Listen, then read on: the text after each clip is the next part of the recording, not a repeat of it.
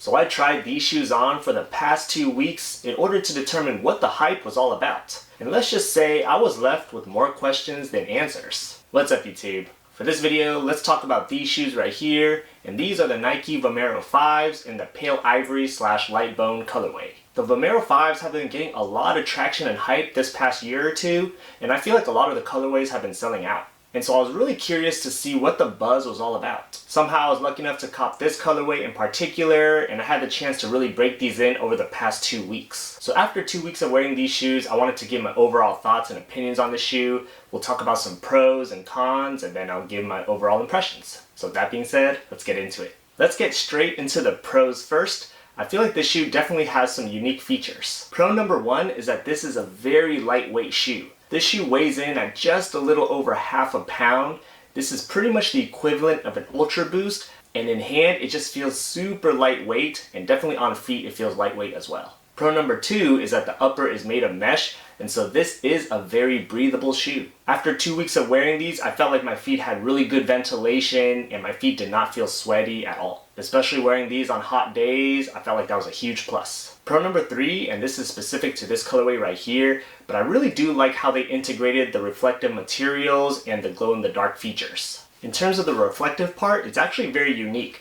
Depending on the angle in which the light hits the shoe, this reflective panel, which is here on the toe box as well as the heel, it actually gives off a bluish tint of light. This shoe also glows in the dark, and the parts that glow in the dark are here on the forefoot, the mid paneling right here, and then in the back heel cup. So these lighting features makes this shoe very fun to wear, especially at night. But not just that, I think it actually is very functional. If you're wearing these out and about at night, let's say you're going to a festival, going to the movies, or even just going for a casual walk, the features of the shoe make it so that you're very easy to identify from miles away. Maybe not quite a mile, but you get the idea.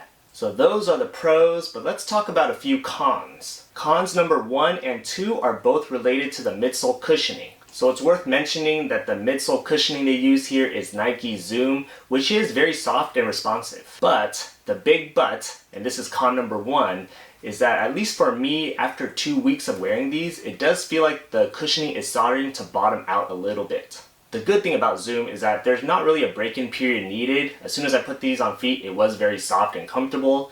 But after 2 weeks of wear, it does feel like it's bottoming, and there's definitely some creasing noticeable on the midsole. And this definitely feels like it's going to give out a lot faster than, say, the likes of React or Boost. Con number 2, I felt like in terms of the way they distributed the Zoom cushioning on here, it kind of forced me into a little bit of extra pronation with each step. Simply put, pronation is a term used when your arch collapses inwards. And with these shoes in particular, the reason I felt my foot was doing that with each step is the way they designed the heel part right here. I'm not sure why they made this design choice, but on the lateral or outside of the heel, you can see the black part of the midsole. It has this crease or responsive nub here. And so the moment you strike your heel down on the ground, it kind of gives you that little extra bounce on the outside of the heel, which in turn pushes me into pronation. I did find it a little bit odd that they put it on the outside of the heel only and not distributing that throughout the rest of the midsole. So I can see with this design feature in particular, if you have flat arches or are prone to inner foot injuries or foot pain,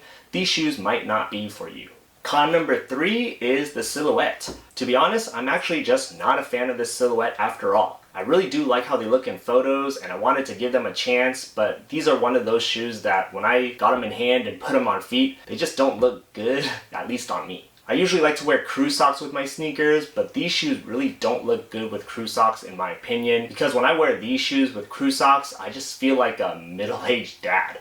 No offense to any dads watching this video, I'm just saying that I can't pull off that look. I will say that after wearing these for 2 weeks, these shoes did kind of grow onto me a little bit, but this is more of a shoe personally for me that I would wear for functional wear, comfort, going for an errand or something, not a shoe necessarily that I would wear for style.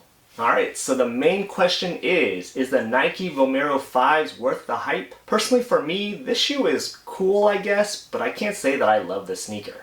Don't get me wrong, this shoe is pretty comfortable on feet, and specific to this colorway, I really like the choice of materials they used on the shoe. For this colorway, I love how they incorporated the 3M reflective materials as well as the glow-in-the-dark panels, which makes it very functional to wear in the evenings and nighttime. But otherwise, for a retail price of $180, I would say that I feel like I overpaid for this shoe. With the Vomero 5 hype going around, I definitely don't recommend you pay anything over retail for this sneaker. Because otherwise, you'd be basically buying into a trendy sneaker that who knows how long this hype is going to go on for. And if you're looking for something on the comfort side of things, there are plenty of other options that provide the same amount, if not better, comfort. So let me know in the comments below, are you a fan of the Vomero 5 model? Are you into the whole retro runner aesthetic that's been popular lately? I'd love to hear about it in the comments below.